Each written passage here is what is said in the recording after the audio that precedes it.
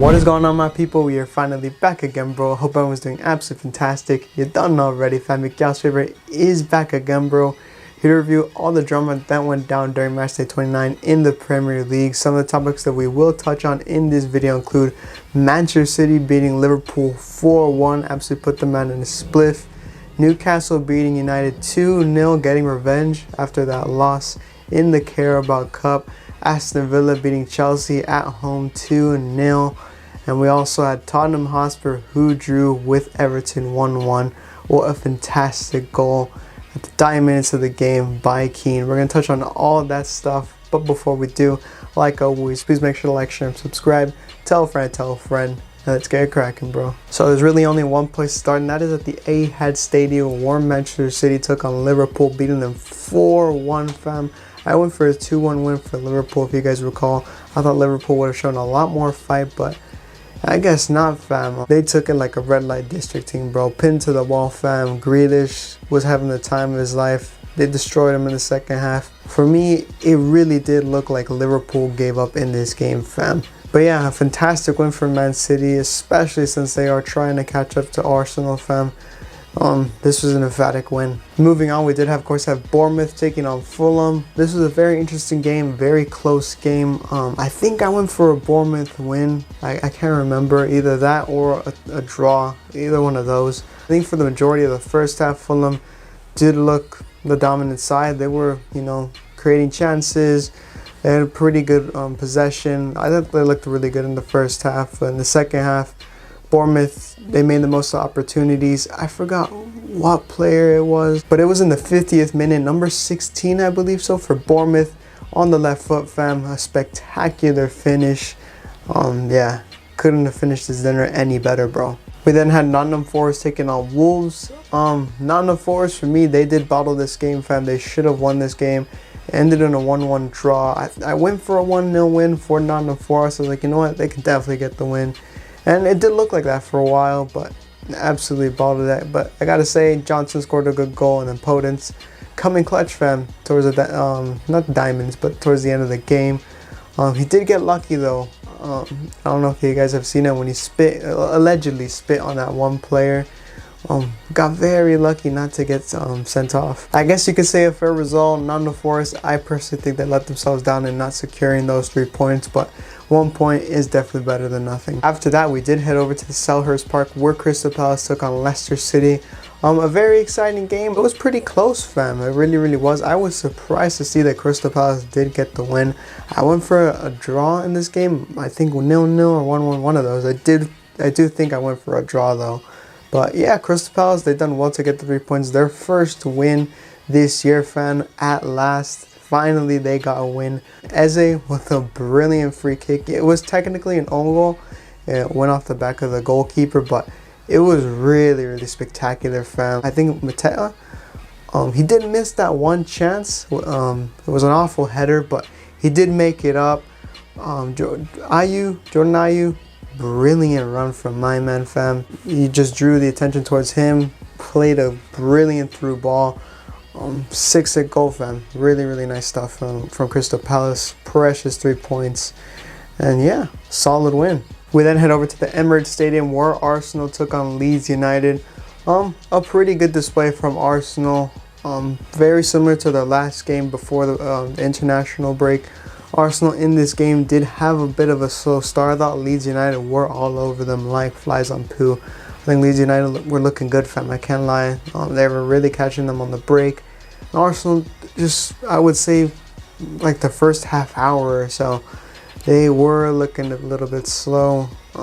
Even after that penalty that Gabriel Jesus scored, they still weren't really like all that, in my opinion at least. And speaking of that Gabriel Jesus goal, let me know in the comments down below if you think it was a penalty. I mean, technically it is. He did get touched twice, but it was very soft, fam. It really was. But it be what it be. However, heading into the second half, I think Arsenal really showed their dominance. Really looked the part. Brilliant goal from Ben White. The play was even better though. Zinchenko doing like that little, he did like that little skill, passed it to Gabriel Martinelli, and Martinelli brilliant through ball to Ben White. It was a brilliant goal. from Arsenal. Gabriel Jesus scoring a brace. Granit Xhaka getting himself his goal as well. Yeah, I think the second half for Arsenal was much better than the first. But yeah, overall, a really good win for the Arsenal. Solid 3 points. And fam, they are on the way to winning the Premier League title. Moving on, we head over to the Amex Stadium where Brighton took on Brentford. This was a very good game. For me, this was the best game of this match day. A very back and forth game, a very exciting game. Good goals as well. For me, Brighton, surprisingly, were very lucky to get the draw in this game. They were not looking the part, fam. I think they were actually poor. Brentford were the complete opposite, fam. They were winning their one-on-one duels. Attacking was good. They were creating chances. They looked the part, fam. Ivan Toney, what a brilliant goal he scored, fam. And Buemo of Brentford, a brilliant assist, fam. Crossed it in beautifully on his left foot. Yeah, Brentford, while they were very deserving of the 3 points, Brighton, they didn't give up. They showed resilience, and yeah, fam, they managed to scrape a draw. Moving on, we head over to Stamford Bridge where Chelsea took on Aston Villa. Chelsea got absolutely pinned to the wall like a red light district team, bro. They had no chance. Aston Villa were all over these man, fam, from minute one.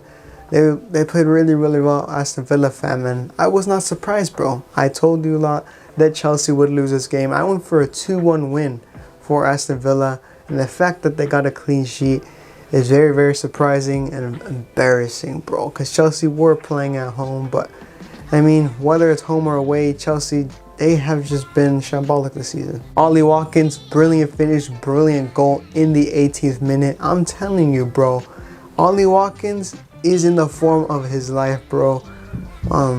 He's sensational at the moment. And the 56th minute, we also had John McGinn getting his goal. Sensational goal as well.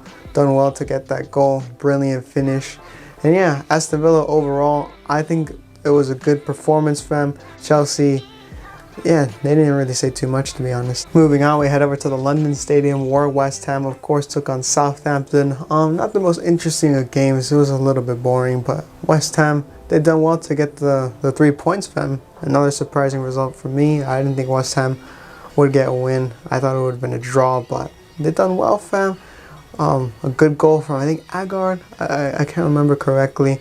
Brilliant header. The cross was magnificent. I think it was De La Cara. I could be wrong about that, but great cross, a great goal, the one and only goal of the game. But I can't lie, fam. This was a precious 3 points for West Ham, fam, because these men do not want to get relegated, fam. We then head over to St. James Park where Newcastle took on Man United. Newcastle, they done well in this game, fam. I can't lie. Man United never had a clue, fam. Rashford, absolutely non-existent.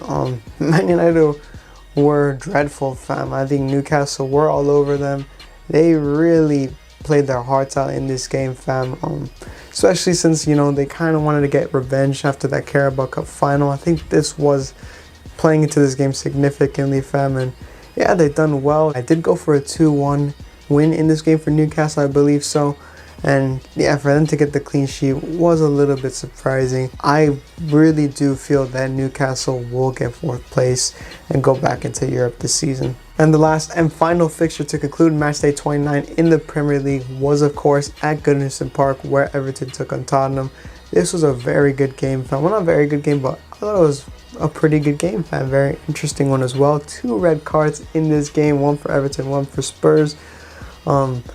Yeah, I think both sides honestly did not look the part. I think they were both dreadful. They really, really were, if I'm being honest. Spurs, really the only thing they did was get that penalty, fam, and Harry Kane got himself a goal. That challenge for Keane on Romero, for me, that wasn't really a penalty. It didn't even look like there was contact in there. So for Romero to be making such a big deal out of that situation was a little bit pathetic. But fam, Everton, they got their revenge. Man like Keane, towards the end of the game, on the right foot. What a brilliant finish, fam. For me, this was the goal of the weekend. It was an absolutely spectacular goal. A precious 3 points for Everton, or not 3 points, 1 point for Everton. Well deserved, fam. I forgot Doucouré getting a red card. I think Kane was provoking a little bit. I think he was. So for him not to get a yellow was a little bit like, really? But Lucas, Tottenham Hotspur substitute, for me, I think this was the key moment for him to come on and get a red card right away, fam. Like, this guy didn't even break a sweat, fam, and he already got a red card. For me, I think that let Spurs down, and that is what cost them the game. I'm not saying that Keane goal would have never happened had it not been for that, but I think him getting that red card, in a way, did cost Spurs that game.